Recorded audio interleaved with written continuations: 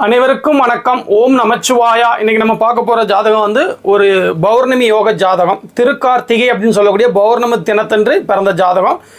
லக்னம் கிரக அமைப்புகள் எல்லாம் நான் கட்டத்தில் போட சொல்கிறேன். இந்த ஜாதகப்படி வந்து இதை மெயினாக எதுக்கு எடுத்துகிட்டு வந்தேன்னா, ஒரு யோகமான ஜாதகம் எப்படி இருக்கும் அப்படிங்கிறதுக்கு இது ஒரு உதாரண ஜாதகம். அடிக்கடி நான் சொல்லுவேன், யோகமான ஜாதகத்தில் சனி வந்து யாரையும் தொடர்பு கொள்ள மாட்டார். ராகு கேதுகள் வந்து 6-12 அச்சுக்களில் இருப்பாங்கன்னு சொல்லியிருப்பாங்க.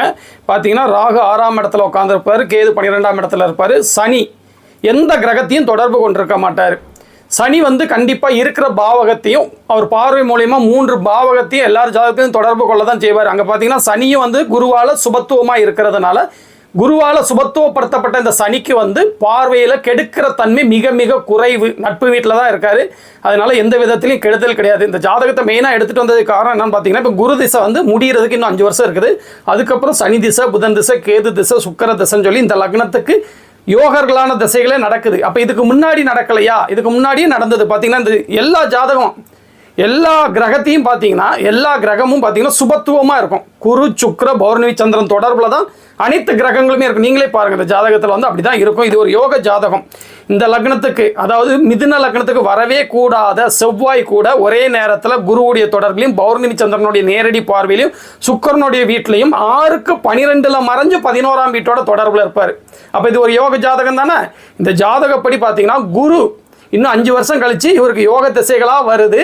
ஒருவேளை இந்த சனியுடைய நட்சத்திரத்தில் பிறந்திருந்தாலும் இவரோட லைஃப் வேறு மாதிரி இருந்திருக்கும். இப்போவும் வந்து இவர் வந்து ஒன்றும் கெட்டு போகலை. இவர் இருக்க வேண்டிய துறை பார்த்தீங்கன்னா செவ்வாய் தான் அதிக சுபத்துவம்.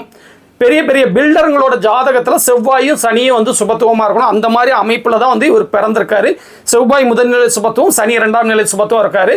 இப்போ வந்து பார்த்தீங்கன்னா செவ்வாய் மட்டும் சுபத்துவம்னா மெடிக்கல், மருத்துவம் இந்த மாதிரி கூட போகிறதுக்கு வாய்ப்புகள் இருக்குது. ஆனால் இந்த ஜாதகப்படி பில்டராகி கோடிக்கணக்கான பணங்களை வசூலிக்கக்கூடிய இந்த ஜாதகம் தான். செவ்வாய் சனியுடைய சுபத்துவத்தின் காரணமாக ஏன் ஆக முடியல? அந்த தசாபுத்திகள் தான் காரணம். சனியுடைய நட்சத்திரத்தில் பிறந்து சனி திசை, புதன் திசை, அந்த மாதிரி இந்த லக்னத்துக்கு ஃபேவரபுளான திசைகளாகவே வந்திருந்ததுன்னா கண்டிப்பான முறையில் வந்து இவர் இதுக்கு படிச்சிருந்திருப்பார். ஆனால் இப்போ ஒரு புதனுடைய ஒரு துறையை தேர்ந்தெடுத்திருக்காரு, அதில் மேனேஜராக இருக்கார். இப்போ இந்த ஜாதகத்தில் பார்த்தீங்கன்னா எல்லா கிரகமும் சுபத்துவமாக இருக்கிறதுனால சாப்பாடு கஷ்டப்படுவாரா? பௌர்ணமி யோகத்தில் இருக்கார். கடைசி வரைக்கும் சாப்பாட்டுக்கு கஷ்டப்படாத ஒரு ராஜயோக ஜாதகம் தான். ஆனால் கோடிக்கணக்கான 100கணக்கான கோடிகளை சம்பாதிக்கணும்னா ஃபேவரபுளான தசை வந்திருக்கணும். ஃபேவரபுளான தசை வரவில்லை. அதே நேரத்தில் லக்னத்தில் சனி உட்காந்துருக்காரு, கொஞ்சம் வலு கம்மி தான். லக்னாதிபதி 6ஆம் இடத்துல போய் செவ்வாயுடைய வீட்டில் இருக்காருல, அதுவும் கொஞ்சம் வலு கம்மி தான். இருந்தாலும் அந்த புதனுக்கு வந்து சந்திரனோட, பௌர்ணமி சந்திரனோட நெருங்கிய டிகிரி அமைப்பு அதியோகம் இருக்குது. வீடு கொடுத்தவன் அப்படின்னு சொல்லக்கூடிய செவ்வாய் பரிவர்த்தனை அமைப்பில் இருக்கிறதுனால இது வந்து ஒரு உயர்தரமான ஜாதகங்க.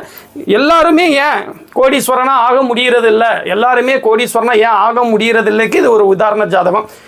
பௌர்ணமி யோகத்தில் பிறந்திருக்காரு, லக்னம் வலுத்திருக்குது, லக்னாதிபதி வலுத்திருக்காரு, அனைத்து கிரகங்களும் நல்லா இருக்குது. சனி யாரையும் கெடுக்கலை.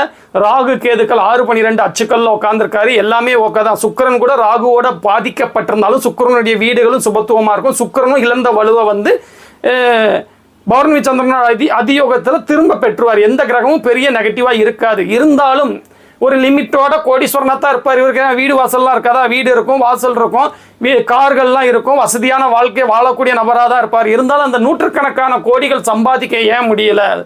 இவருக்கு இந்த லக்னத்துக்கு ஃபேவரபுளான தசா புத்தி அந்த சர்க்கிள் வரல. 55 வயசுக்கு அப்புறம் தான் இவருக்கு ஃபேவரபுளான சர்க்கிள் வருது.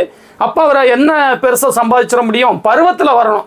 ஒரு 25 வயசுல இருந்து நம்மளுக்கு ஃபேவரபுளான சர்க்கிளில் அந்த தசாபுத்திகள் ஒத்துழைச்சிருந்தா இந்த ஜாதகம் வந்து 100கணக்கான கோடிகளை வந்து பில்டிங் துறையில், பில்டர்னு சொல்கிறாங்கல்ல, கட்டிடம் கட்டி விற்கிறது, அதில் வந்து இவர் வந்து சாதிச்சிருக்கக்கூடிய ஒரு உயர்நிலை ஜாதகம். இந்த ஜாதகத்தை பார்த்தோன்னே அவங்க கூட பகிர்ந்துக்கணும்னு ஆசைப்பட்டேன். இதே மாதிரி இன்னொரு நாள் ஒரு நல்ல ஜாதகத்தோடு வந்து நான் உங்களை மீட் பண்ணுறேன். ஓம் நமச்சிவாயா.